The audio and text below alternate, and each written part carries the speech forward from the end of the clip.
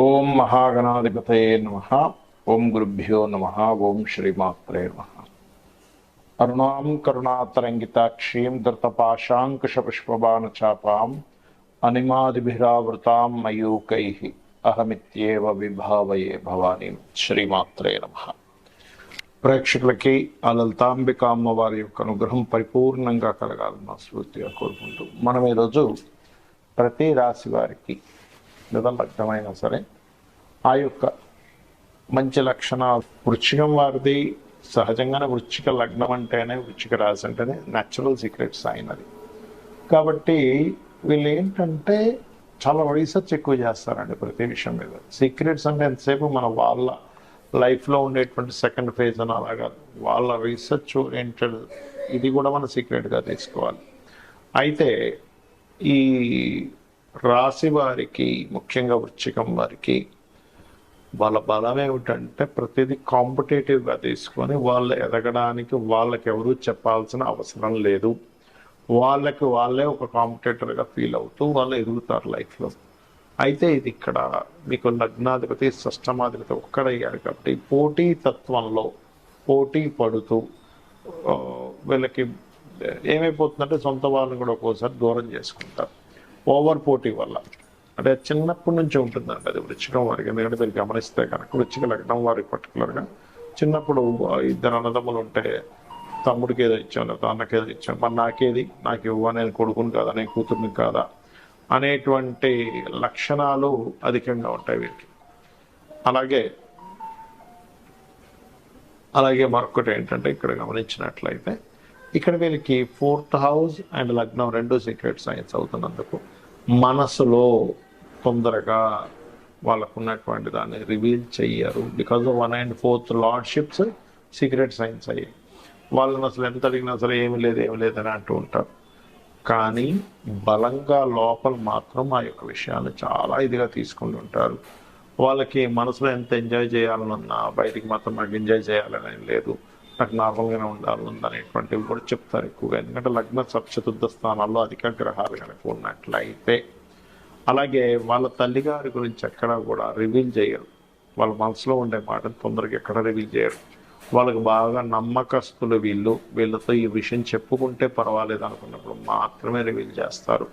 వాళ్ళకు ఉండేటువంటి health issues కానివ్వండి, వాళ్ళు చేసేటువంటి ఎటువంటి సీక్రెట్ అయినా కానివ్వండి అంత తొందరగా బిలీవ్ చేయరు అనమాట. ఎందుకంటే వీళ్ళు గుప్తంగా ఉండాలని ఇష్టపడుతుంటారు. వీళ్ళ మనసులో ఉండే మాటని వీళ్ళు గుప్తంగా ఉండాలని ఇష్టపడుతుంటారు. కాకపోతే వీళ్ళకి ఏంటంటే 4లో కనుక అధిక గ్రహాలు ఉన్నట్లయితే వీళ్ళకి ఒక్కోసారి వచ్చేటువంటి హెల్త్ ఇష్యూస్లో కూడా లోపల వాళ్ళకి ఇబ్బంది పెట్టేస్తుంటారు. బయటికి మాత్రం బాగానే కనిపిస్తుంటారు. కాబట్టి కొంచెం వీళ్ళు డైట్స్ విషయంలో కానివ్వండి, అలాగే ఈ విషయాల్లో కొంత జాగ్రత్తగా ఉంటూ ఉండాలి. ఇక వీళ్ళు ఎక్కువగా దత్తాత్రేయుని యొక్క ఆరాధన కనుక చేసుకున్నట్లయితే అన్ని విధాలు బాగుంటుంది.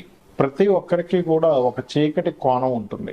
ఆ చీకటి కోణం అనేటువంటిది వాళ్ళ యొక్క అష్టమాధిపతిని బట్టి ఉంటుంది. అంటే మీది ఉదాహరణకి మేషము లేదా వృషభము, మిథునము, కర్కాటకం ఇలా అనుకుందాం. అక్కడి నుంచి 8th లార్డ్ అంటే మేషానికైతే కుజుడు అవుతాడు, వృషభానికైతే గురువు అవుతాడు, మిథునానికైతే ఆ యొక్క శని, కర్కాటకానికి అగైన్ శని, సింహానికైతే మరలా గురువు, కన్యకైతే కుజుడు, తులకైతేనేమో శుక్రుడు అవుతాడు, వృశ్చికానికి బుధుడు, కన్యకి మనకి ధనస్సుకి అయితే చంద్రుడు, మకరానికైతే రవి, కుంభానికి బుధుడు, అదేవిధంగా మీనానికి శుక్రుడు అవుతాడు.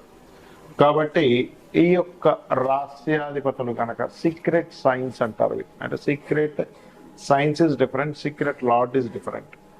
అంటే మీ యొక్క జాతక చక్రంలో అష్టమాధిపతి గనక బాగుంటే మీ లైఫ్లో ఆ సీక్రెట్ అనేటువంటిది ఎవరికి తెలియదు, గుర్తుపెట్టుకోండి.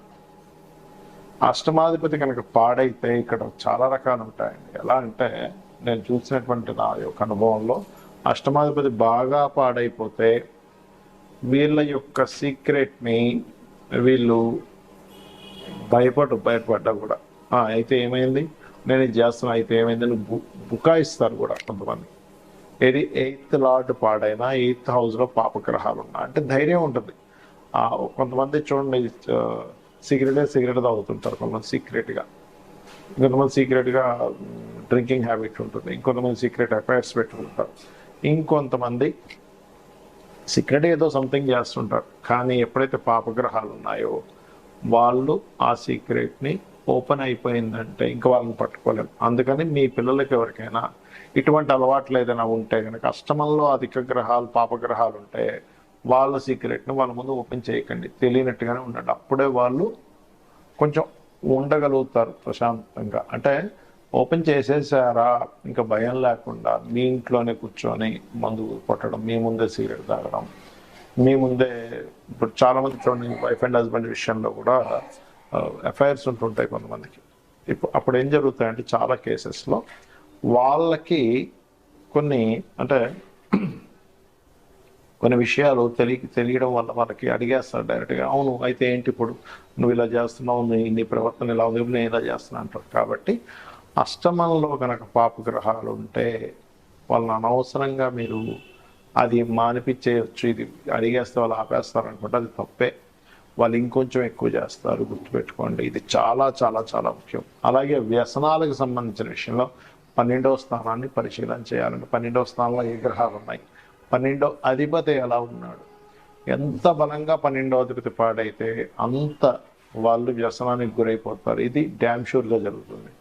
కాబట్టి అష్టమంలో ఉండే గ్రహాలకి 12వ స్థానంలో ఉండే గ్రహాలకి మీరు రెమెడీ చేసుకోవాలి. ఇప్పుడు అంటే ఆ గ్రహాలకు సంబంధించిన దానం ఇవ్వడం, ఆ గ్రహాలకు సంబంధించిన పదార్థాలు గోవుకి తినిపించడం, ఇవి చేయాలి.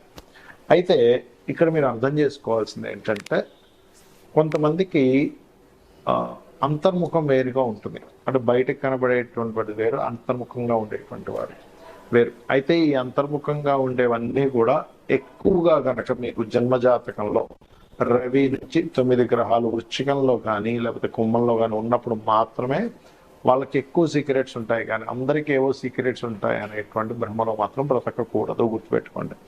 అంటే స్కార్పియో సైన్లో అధిక గ్రహాలు ఉన్నా, కుంభరాశిలో అధిక గ్రహాలు ఉన్నా వాళ్ళకి సీక్రెట్గా ఎక్కువ, అంటే వాళ్ళకి రకరకాల అఫైర్స్ అనుకోండి, లేనట్లయితే బయటకు ఒకలా మాట్లాడుతూ లోపల ఇంకో రకంగా ఉండడం కానివ్వండి. అలాగే మరొక విషయం ఏంటంటే ఇక్కడ వాళ్ళు చేసేది ఒకటి, చెప్పేది ఒకటి, చేసేది ఒకటి కానివ్వండి. ఇవన్నీ కూడా స్కార్పియో సైన్లో కానీ అలాగే కుంభంలో కానీ.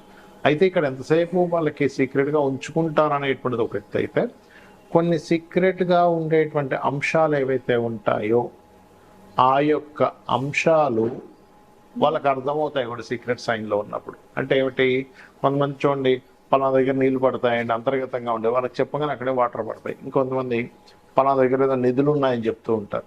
మరి కొంతమంది ఎవ్వరూ రివీల్ చేయలేనటువంటిది, అంటే ఇప్పుడు చూడండి డయాగ్నోస్కి కూడా అందనటువంటి కొన్ని రోగాల్ని వాళ్ళకి అర్థమైపోతూ ఉంటుంది. అలాగే అకల్ట్ రిలేటెడ్ అంటే ఆస్ట్రాలజీ, వాస్తు ఇలాంటి సబ్జెక్ట్స్లో ఉండేటువంటి వారికి కూడా అష్టమంలో ఉండే గ్రహాలు, సీక్రెట్ సైన్లో ఉండేటువంటి గ్రహాలు బాగా హెల్ప్ అవుతాయి.